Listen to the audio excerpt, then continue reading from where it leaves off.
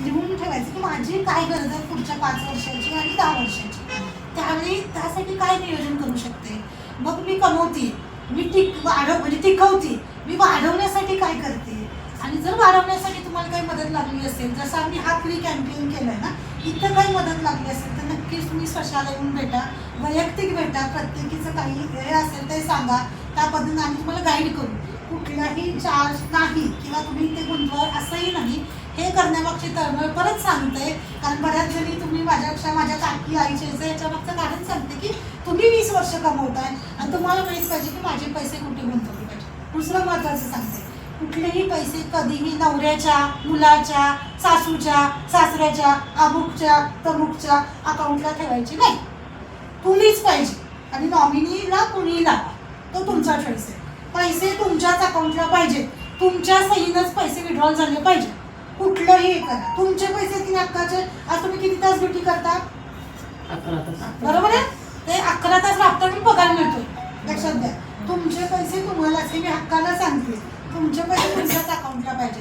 तर ह्या ज्या बेसिक गोष्टी आहेत त्या प्लीज लक्षात ठेवा. म्युच्युअल फंडमध्ये SIPच्या माध्यमातून 500 रुपयापासून 1000 रुपयापासून पैसे घालता येतात. FDच्या ज्या पैशाच्या आहेत ते कृपया ठेवू नका. सोन्यामध्ये फक्त ओरिजिनल जे काही आहे वळत ते घ्या. दागिना सोन्यामध्ये गुंतवणूक म्हणून घेऊ नका, कारण हे पैसे तुम्हाला परत सोनाराकडे गेला की ती घट करून सोनारच त्याचं वाढतं आणि मग म्हणते घ्या की. तुम्हाला वाटतं अरे वा मला त्यांनी जुनं घेऊन नवीन दिलं, नाही, त्याचा फायदा होता म्हणून दिलं. ओके, हे आहे. त्याच्यामुळे इव्हन सांगते खर्चाच्या बाबतीमध्ये मला कुठले खर्च माझा वाचवता येतो तर बघा, ही घेऊ का साडी, ती घेऊ का, नॅचरली ते होतं. माझ्यासाठी सेल लागला का तर तिथं पण थोडा खर्चाचा जाळेबंद बांधतात, जेणेकरून आजचे पैसे तुम्हाला भविष्यात उपयोगाला येतील. परत सांगते की पैशाला जसं तुम्ही वागवाल ना, रोजचं करा. 5 रुपये सकाळी उठलं ना, 5 रुपये जरी असतील तर किंवा 10 रुपयाची नोट असेल तर पेमेंट ते बाजूला ठेवा. 6 महिन्यांनी मला सांगायचं प्रत्येकीने की मला काय फरक पडला. चक्क सांगायचं काय फरक पडला. पर्स नेहमी स्वच्छ ठेवायची पैशाची, त्याच्यात अमुक तमुक सगळं काय कोंबून ठेवायचं नाही. कारण सेम होतं की आपल्या घरात जसं काही बाथरूममध्ये वाचतं तसं पैशालाही वाटतं ह्या गाडीत मी काय होईल. तर हे खूप गरजेचं आहे. त्या छोट्या छोट्या गोष्टी आहेत.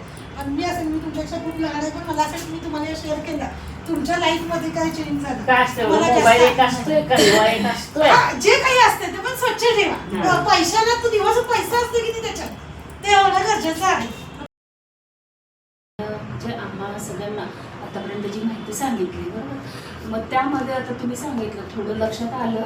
आणि आता समजा तुमच्याकडं आम्हाला समजा सेविंग ठेवायचं तर ते कशा पद्धतीनं ठेवायचं, म्हणजे कॅश म्हणा किंवा आता जसं आपण बँकेमध्ये पैसे सेविंग करतो त्या पद्धतीनं का, अमाऊंट जसं महिन्याला सेविंग 1000 रुपये असं ठेवलं तरी चालेल का? आता 2-3 गोष्टी सांगते. ह्या सगळ्या जणींच्या मनातला प्रश्न आहे, त्याचं मी थोडक्यात उत्तर देते. पॅन कार्ड, आधार कार्ड प्रत्येकीचं आहे, बँकेत खातं आहे. ओके. मी मगाशी सांगितलं की कुठल्याही प्रकारचा कॅश व्यवहार चालत नाही, 1 रुपयाचं सुद्धा. तुमचे बेसिक डॉक्युमेंट लागतात, पॅन कार्ड, आधार कार्ड आणि बँकेचं पासबुक किंवा चेक. तुमचं म्युच्युअल फंडचं एक खातं निघतं, ओके, म्हणजे अकाउंट निघतं जसं आपल्या बँकेत असतं.